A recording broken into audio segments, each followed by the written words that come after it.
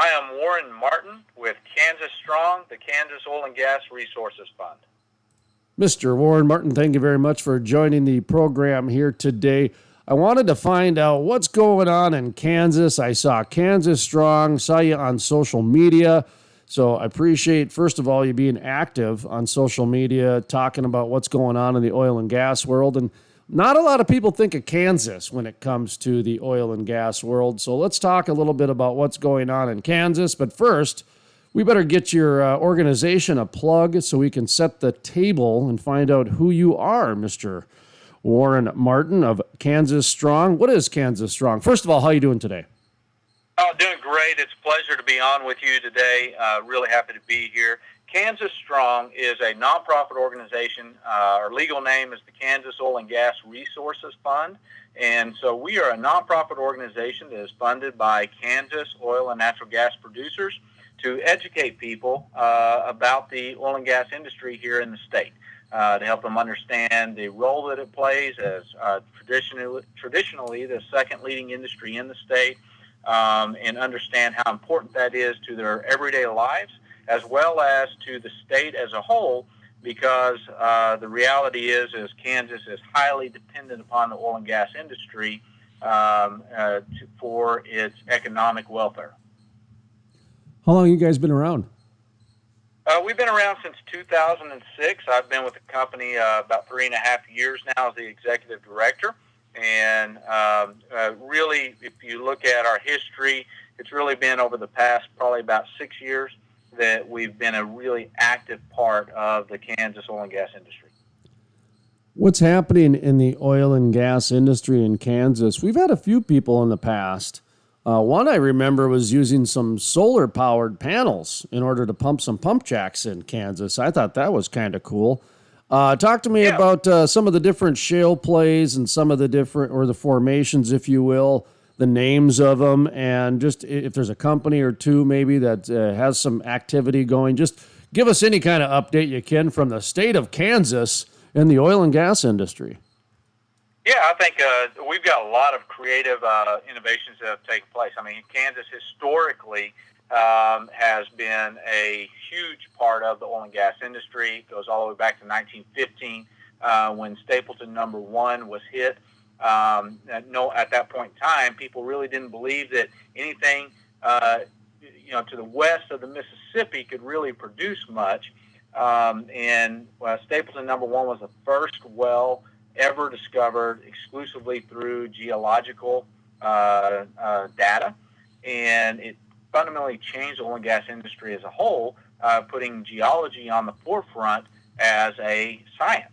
And if you actually look at a lot of the colleges around the world, their geology departments, their geology buildings were built shortly after 1915 because of the discovery that happened here in 1915 in Kansas. At that point in time, one county in Kansas, one single county, produced 9% of the world's oil. That was oil that won World War I. As the British said from the floor of Parliament, the Allies floated to victory on a sea of oil. So our history goes back a long ways.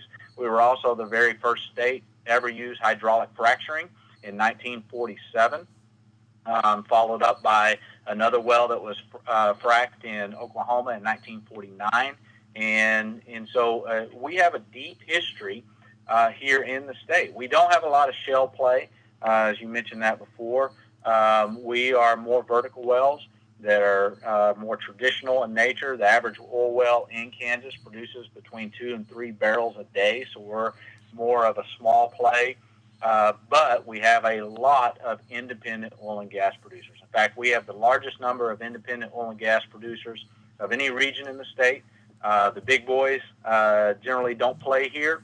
And in one way that makes us stronger, especially in economic downturns like we're experiencing right now. I didn't realize you were the first state to do the hydraulic fracturing. I guess that's incredible. So how important is the educational aspect of either your job or just Kansas Strong? I believe it's extremely important in the oil and gas industry, but talk to me a little bit about your views on education and what your involvement is. Yeah, education is vitally important because What we always hear in the news media or what we always see on social media is one of two camps.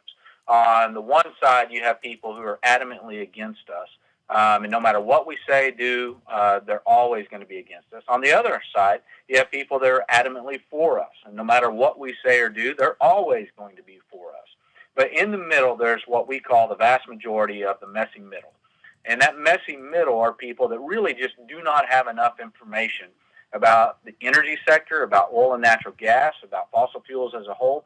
They don't have the information available to them to really make a definitive position in their own lives. And so education is vital to reaching that messy middle to help them understand that when you got up this morning, you turned off that alarm, you touched a oil and gas provided product. When you brushed your teeth, when you shampooed your hair, when you put on your shoes, when you picked up your cell phone and checked it, all of these things. In fact, oil and gas is used to produce over 6,000 raw materials that are used to produce millions of products that we utilize every single day. And most people don't know that. How can you make a decision about what should or should not happen about fossil fuels at the ballot box if you don't even understand what those fossil fuels are providing to your everyday life? I mean, a lot of people don't mind if gas prices go up a little bit if we reduce fossil fuel usage. But I guarantee you they will mind when their medications go up in price, because the pill capsule that is produced by petroleum products that they swallow every single day is greatly increased, because no longer is that pill capsule, the petrochemicals that are used to produce it, being paid for by the fuel, but are now having to be paid for in and of themselves, which will escalate the price extraordinarily. And so, it's vital to educate people on how the ramifications do not just occur at the pump. They occur in every single aspect of their lives across the board. That's an interesting analogy. I always bring up hypodermic needles, that whenever we get into one of these discussions about eliminating fossil fuels, which to me, that's not even a political argument. That's just trying to have a rational discussion at that point, because, again, do you want everything in your life to increase? And that's why I say, well, how are we going to do hypodermic needles? Are we going to reuse them? Are we going to not have a plastic seal over them? What's your plan on just a basic thing? Flu season's coming up. We got COVID problems. So hypodermic needles, let's talk about that before we just get rid of everything. Before we throw the baby out with the bathwater, like you're suggesting. It's just, it becomes in the realm, what do I call it? The planet of platitudes versus the realm of reality. That so many people are living in the planet of platitudes, where they just think if we just, have rosy thoughts, everything's going to be fine. And the reality is it doesn't work out that way. And that's a tough connection to get with people. And that's the next part of our conversation I'd like to talk about, is connecting with the youth. You and I talked a little bit about how you go around to high schools and different schools and colleges before we got on the air. And that is a very important part to what the Crude Life does.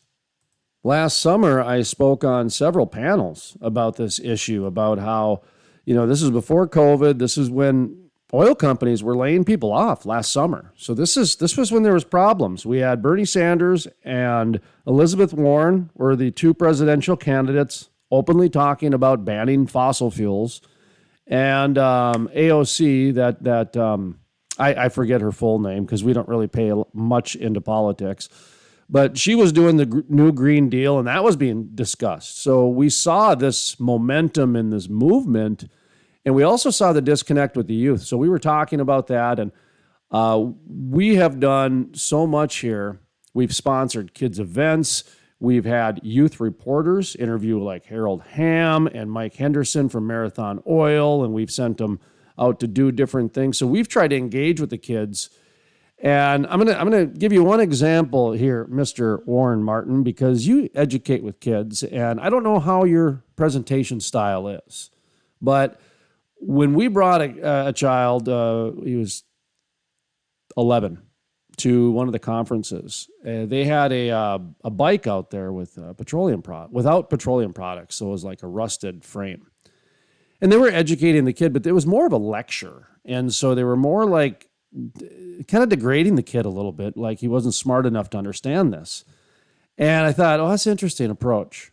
Kind of turn them off a little bit, And so, and when I sat on a panel, I talked about Instagram and YouTube, and boy, these other guys just countered with, no, buy more television ads and things like that. And I go, my kid, I mean, we got rid of our television in 2006. So, Yeah.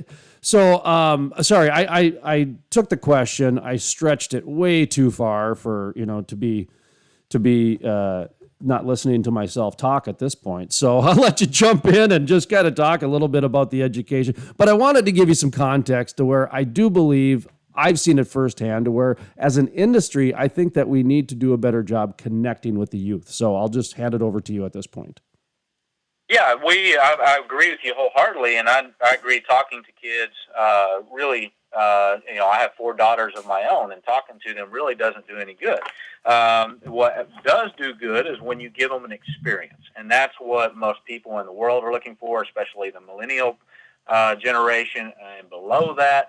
Really looking for that experience. And so what we generally do when we're talking about education, we're talking about being in the classroom, handing them rock samples, handing them fossils, drawing on the board and interactive games and activities to really explain how the petroleum industry is tied into every aspect of our life. And here in Kansas, you have the vast majority of counties across the state that rely on oil and gas production, especially in western Kansas, where that's the number one financial producer in a lot of the counties in western Kansas. And so it's not just a part of their everyday life and the products they use, it's a part of the community that they live in. Like I said, Kansas has the largest association of independent oil and gas producers of any region in the state.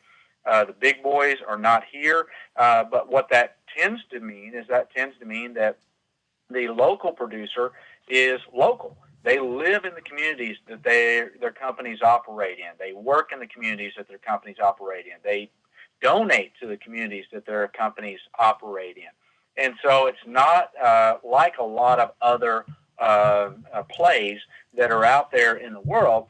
But here, it is very personal. It is very independent, and it is very much a part of the fabric of the communities. And so to give the kids that hands-on interactive experience in their classroom is vital to them being able to make an educated decision later on in life. I've made the comparison on the show before, and given the fact that you're in Kansas, I think that you'll have a very unique perspective on this, which is, I believe what's happening right now in the energy sector is what many of the farmers went through in the 70s and the 80s. And what I mean by that is, in the 70s and the 80s, the rise of the grocery store and the rise of the McDonald's and everything really took away the fact that your food came from a farm. Everybody just assumed you go to the grocery store and there's where your meat comes from. I think a lot of people think that the energy comes from the light switch.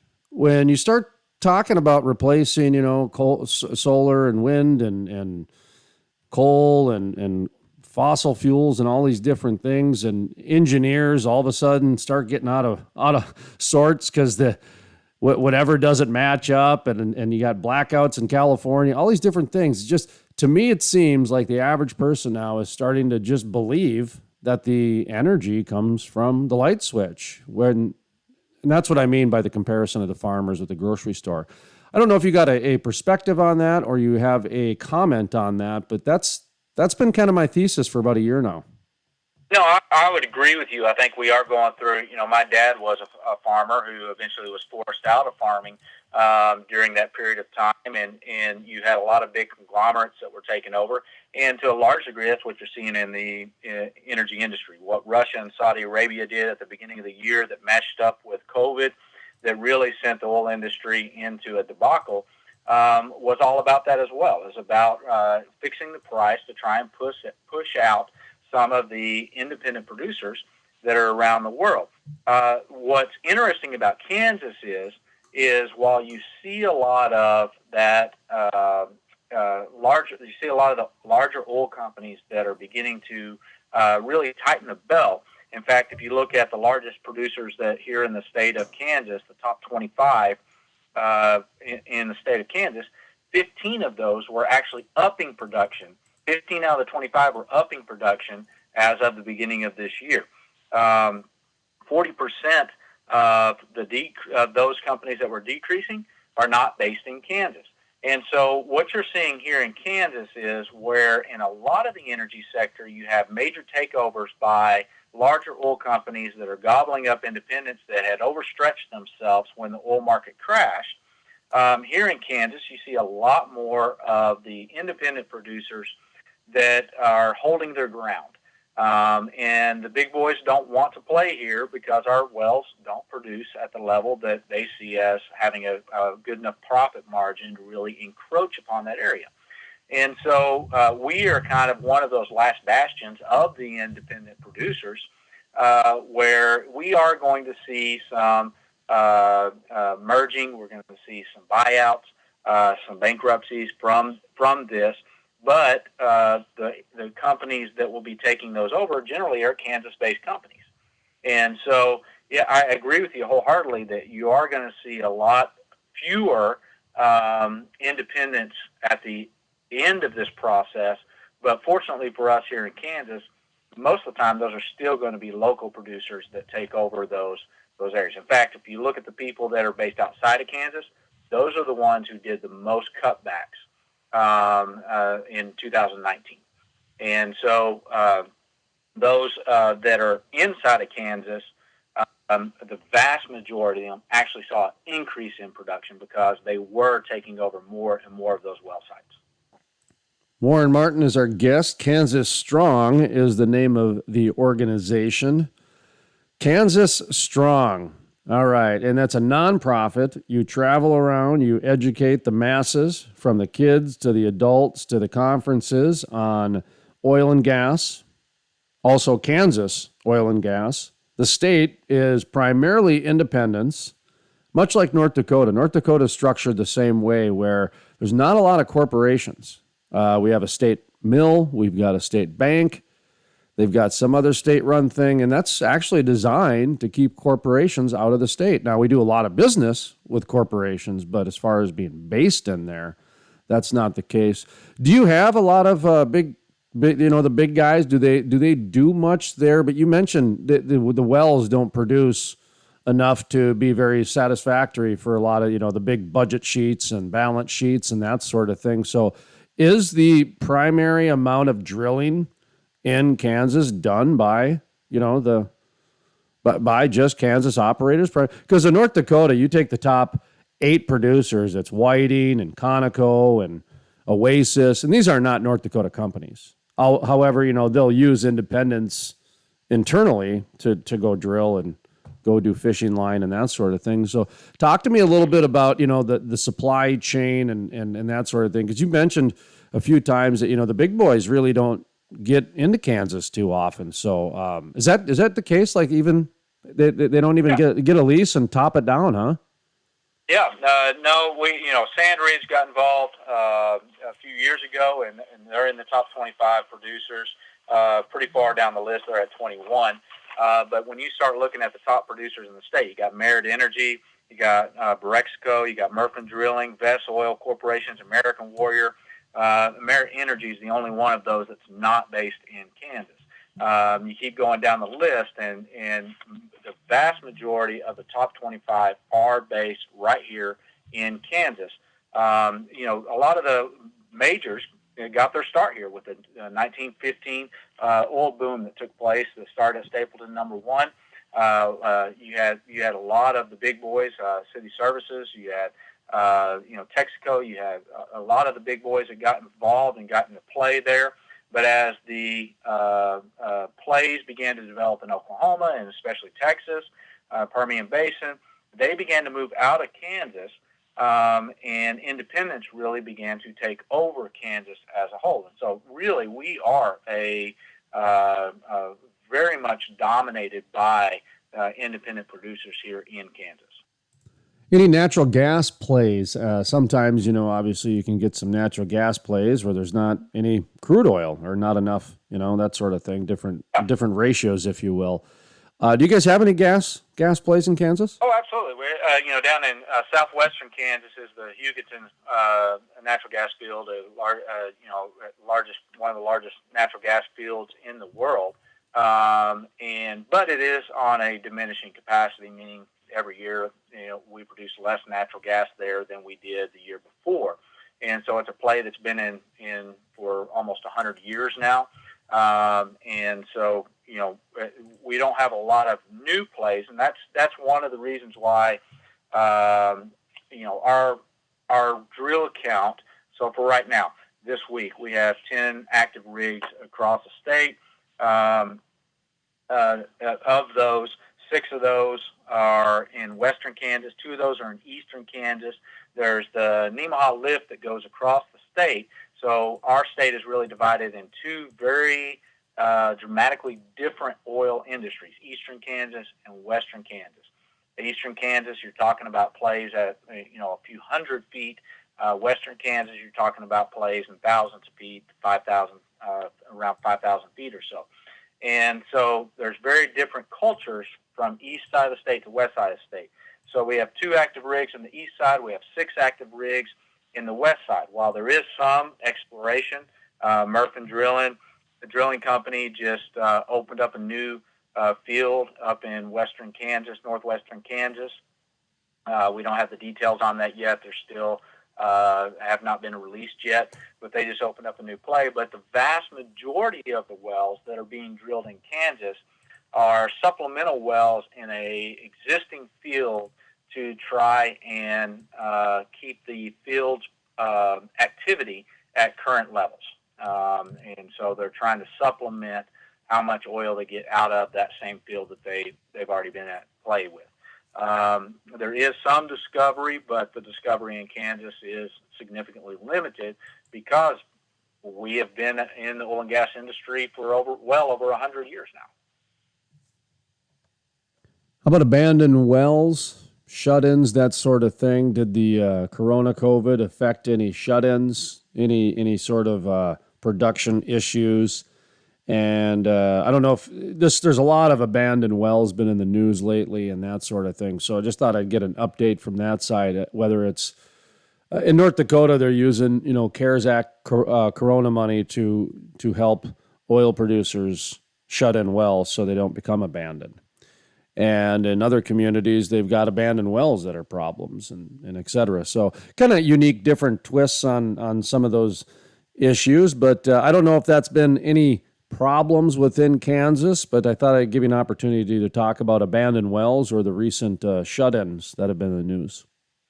Yeah, I think that when you talk about industry that's over 100 years old, anywhere that's true in the oil and gas industry, you're going to have abandoned wells. You're going to have wells that were not properly marked, 40, 50 years ago, 60 years ago, 70 years ago.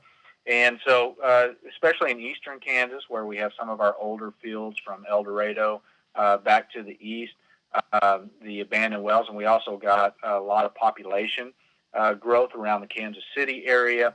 Those two things merge, and you begin to find abandoned wells that were not previously marked. And so the KCC has worked really closely with oil and gas producers in the state and are currently actively in a program to really isolate and identify all wells, especially in eastern Kansas, but all over the state, but really a big focus on eastern Kansas, to identify those abandoned wells so that they can properly be taken care of. There is some policy issues that are involved, and because of our standing as a nonprofit, I can't really comment on those.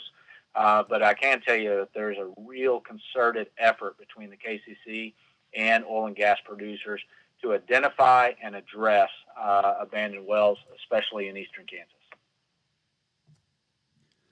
Final thoughts. I'd like to give the guest the final thought, if you will. That way the question isn't framed by me or elaborated too far with some context that doesn't make any sense. So I thought I'd like to give you the floor, if you will. You can either reiterate something or you can talk about a new issue that maybe we missed at this point, or if you got a great chili recipe and you feel like giving that out, you can do that too. So the floor is yours, sir.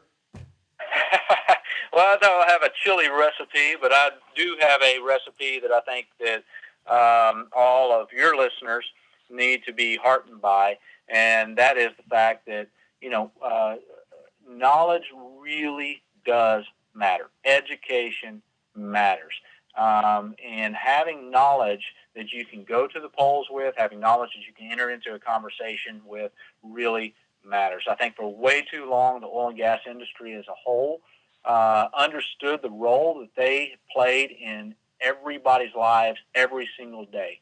And even more so now with petrochemicals growing at such an exponential rate that petrochemicals are growing, so much so that that potentially they are pushing peak oil back to 2041 or even beyond because the petrochemical industry is growing so fast.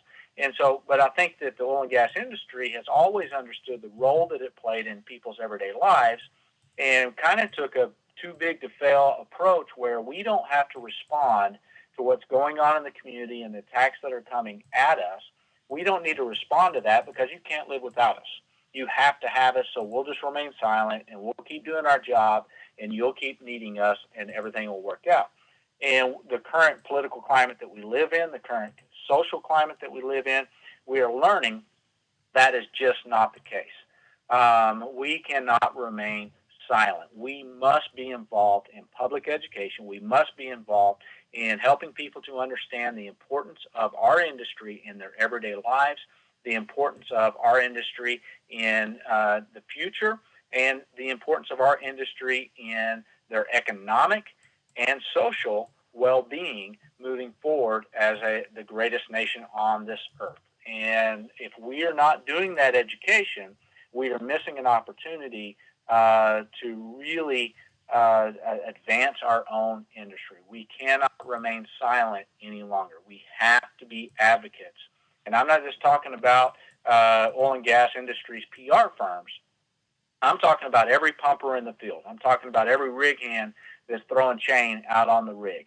I'm talking about every single individual in the oil and gas industry must be an advocate for their industry, or we're going to continue losing ground for our industry.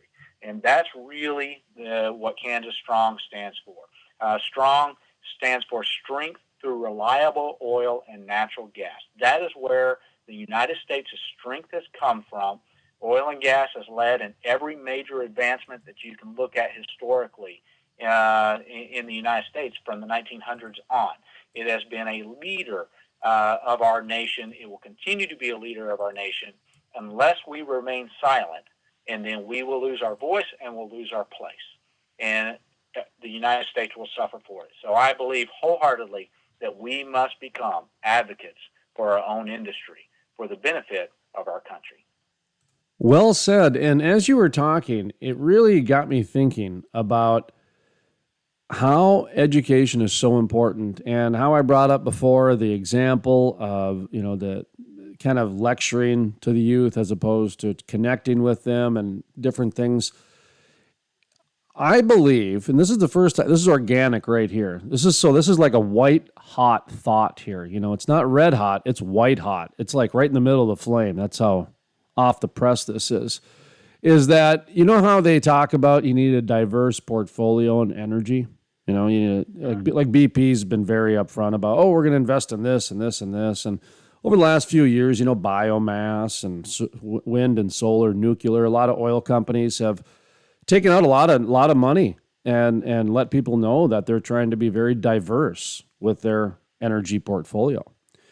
I almost think that needs to be done in education because putting your eggs in one basket when it comes to your PR firm or comes to your educational aspect or comes to whatever, sometimes, isn't the best strategy either. You almost need a diversity for the educational aspect. Does that make sense, Mr. Warren Martin? Yes, absolutely. And I agree with you. I think right now is a perfect example of why exactly we need to have diversification. I mean, if you look at oil and gas companies across the nation, if you are not somewhat diversified, if you are overextended, you're in big trouble right now. You're having a hard time making it. And the more diversified you were, but it goes beyond that in the education sector, because where we're at right now, a lot of schools are going to online education rather than in person, which means I'm not going to be in the classroom. So even if you put all your eggs in my basket and said, hey, we're going to support Kansas Strong to get into the classroom, we're not going to get in the classroom this first semester. We may not get into the classroom all year long because they're not allowing visitors, and a lot of schools are not even meeting in person. And that's why I go back to it. You have to diversify from traditional marketing on TV, radio, sporting events, sponsorships and stuff like that, down to education, being in the classroom, being active in that, down to that pumper, that accountant, that rig hand that are also advocates for your industry. Because in the situation we're in right now, parents aren't even allowed in a lot of schools. They have to stop at the office, and the kids have to be brought to them to the office. And so if we want to be a part of education across the board, we are going to have to be educators across the board. We have to diversify throughout the entirety of our company. I did a video not too long ago of filming a well from stake to flow. From the moment a stake was put in the ground until crude oil flowed out the other end, every single aspect of it. And you'd be amazed at how many people that work in the industry, that worked on that well, came to me and said, hey, when you get that finished, I want to see it because I know what happens right before I come to the well. I know what happens right after I come to the well, and I know what happens while I'm there. But I don't know anything beyond that. And our industry is so highly specialized that a lot of people in the industry don't understand the industry's greater impact beyond what they do within the industry. And so education needs to happen not only in schools, it needs to happen in our industry so that everyone in our industry can be an advocate for the great impact that we have in everyday lives. You go to a nursing home right now, any nursing home just about in the United States, you're going to drive in and you're going to see a sign at the front that says, heroes work here. And they are. They're taking care of elderly people in a time when a pandemic's going on, and it's a duly put in front of those nursing homes. But I tell you right now, every single oil well, every single oil and gas office, every single person working in the industry, driving in their pickup, working out in the field, pumping those wells, could carry the same sign. We heroes work here. Because this industry is what's providing the resources for America to be America, and it's going to provide the resources for America to rise up out of this pandemic.